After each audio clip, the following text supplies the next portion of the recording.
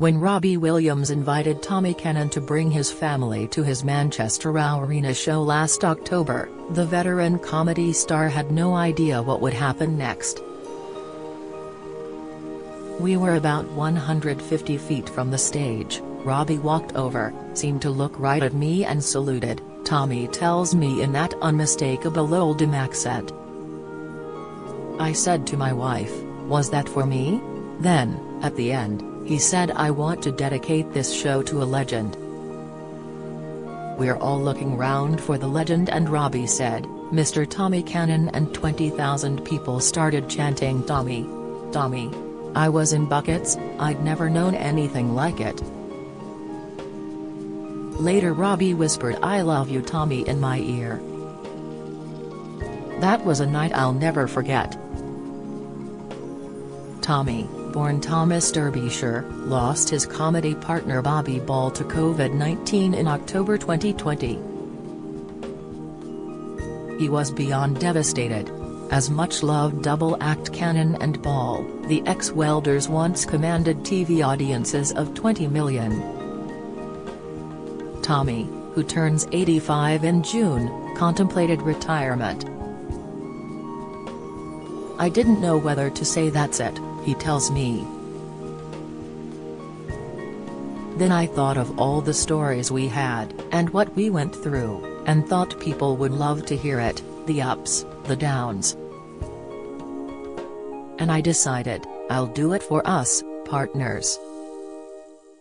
He will perform selected dates on the Legends of Variety Tour, which kicks off in Bradford, Alhambra next month, followed by his own Rock on Tommy tour running from September into next year with anecdotes, clips, songs, stories and a Q&A segment.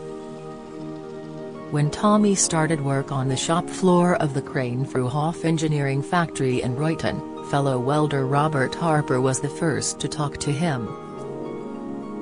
Bob was performing as club singer Stevie Rhythm and invited his new pal to watch him sing at a working men's club. The Cannon and Ball story starts there. After briefly performing with a keyboardist, they became the Singing Cheryl Brothers, then the Harper Brothers. Finally, Tommy took the stage name Cannon from US rocker Freddie Cannon, the Ball naturally followed. Early working men's club gigs weren't always friendly. We did the Dial House in Sheffield, which had just had new curtains fitted. We were singing, and every time we walked backwards the curtains would start to close, so we'd walk forward and they'd open. But when we walked back, they came in again. Afterwards, we complained to the club secretary and he said, "Nout wrong with our curtains, we were trying to get you off, you were crap." Ouch. Tommy laughs. "You had to learn your craft and you learned it quickly as possible." Don't miss. Starmer squirms and claims Sunak child rapist attack advert not racist. Latest, coronation plans in full including millions to cry out allegiance. Latest, Biden blasted as unfit after he forgets trip to Ireland. Latest, it was all men at lunchtime shows, working men, a lot of the lads were from the pits, a tough audience. If you were good, they came back at night and brought their wives. If you were paid off at lunchtime, that was it. The switch to comedy was financially motivated. Getting paid at a Yorkshire social club, they saw the comedian pocket £12 compared to their £3 each. He told us, "Do a little comedy and get paid more." So that's what we tried. And we died and got paid off. They'd auditioned for Hughie Green's TV talent show Opportunity Knocks as singers, but by the time they were called back for the 1969 series they decided to give comedy a go. We were rehearsing our spot and Mr. Green, as you had to call him, asked what we were doing. We explained and he said, "But when you auditioned you were singing." I said, yes, 2 years ago, this is what we do now. He said, be it on your own heads, and we came last. He was very much in control. They kept at it. Early TV appearances on the Wheel Tappers and Shunters Social Club showcased their natural comic chemistry. LWT boss Michael Grade pronounced them surefire stars. The Cannon and Ball show ran from 1979 to '88 with spin-off specials. 15 years of clubs and then our life changed. It took a long while, but Bobby always had funny bones. Brace-twanging Ball and the Rock on Tommy catchphrase became part of popular culture, along with Piggin and You Little Liar. In the summer of 1985, their Blackpool summer season put more British bums on seats than Bruce Springsteen. Their 1988 pantomime broke London Palladium box office records. They did Royal Commands, a children's royal, and a Royal Albert Hall show for then Prince Charles. It was an absolute joy to go to work, says Tommy. The public treated us as part of the family. They didn't used to say a right lot, they would give you a hug. It felt like the world was our oyster. Lordy. We had such a wonderful relationship with our audiences. It always felt like you were going on in your front room. And that we're all over the country.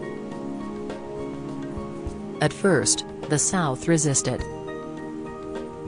Our Lancashire accents were so strong they couldn't pick up what we were saying, but that changed with TV. I remember one agent, a lady, saying to me, you didn't do very well, Thomas, I think you need elocution lessons. We laughed our heads off after she'd gone. Can you imagine me talking like this, a Dobbs Plummy, Downton Abbey accent? Oh Robert, what are you doing? Tommy played the stern straight man foil to the disruptive comic energy of Bobby's anarchic nitwit. It made him the bad guy. I used to literally throw Bob on stage, he had a whole doll he used to land on. The audience gasped, they thought I'd really hit him. When I got booed, Bobby would say, Tommy, that shows you're doing your job. I said, thanks for that, Bob. But their knockabout stage act closed warmly with Tommy crooning The Wind Beneath My Wings and carrying sleeping Bobby off stage in his arms to standing ovations. The duo went from £20 a week factory workers to national fame and a pools winner lifestyle, splashing out on matching gold Rolls Royces and cabin cruisers. Bobby bought a Rochdale nightclub, Tommy snapped up Rochdale FC. Bad times ensued. Bobby later admitted that he lost himself in an orgy of alcohol-fueled affairs. The two pals fell out so badly they barely exchanged a word off stage for years. Salvation came through faith. Bobby was born again in 1985, Tommy found Christianity 7 years later but treats it as a private matter. As TV fashion turned against old-school comedy, they continued to tour successfully, selling out pantos and gospel shows. More recent memorable TV appearances include Last Laugh in Vegas, Coach Trip and I'm a Celebrity, Get Me Out of Here. Bob played Lee Mack's father in Not Going Out. Twice married father of 5, Tommy lives near York with his second wife Hazel, an ex-dancer, and is philosophical about modern TV comedy. Change is good if change is for the better, he says reflectively, pointing out today's comedies are deemed successful with 2 million viewers. I love Peter Kay, a great comic in the variety style, he adds. Lovers of that tradition will enjoy his Legends of Variety tour. We did it a few years ago with the Crankies and Frank Carson and all the theaters sold out. This year's cast includes Billy Pierce, Bernie Clifton, Freddie Davis and the Grumbleweeds. We're doing matinees for the elderly. It's the comedy they grew up with. It'll be lovely. Tommy's last show with Bobby was at Blackpool's Viva Club. Bob said he wasn't feeling too special and within 2 weeks he'd passed away. An unbelievable shock. I visited him in hospital on the Monday and thought he'd be all right. He had 6 nurses around his bed. He said these nurses want to wave to you. That was the last time I spoke to him. He pauses and adds, I'll never forget Bob.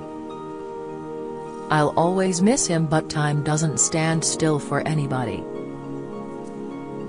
You've got to move on. The Legends of Variety tour runs from May to October. For details see http://legendsofvariety.com/tour dates.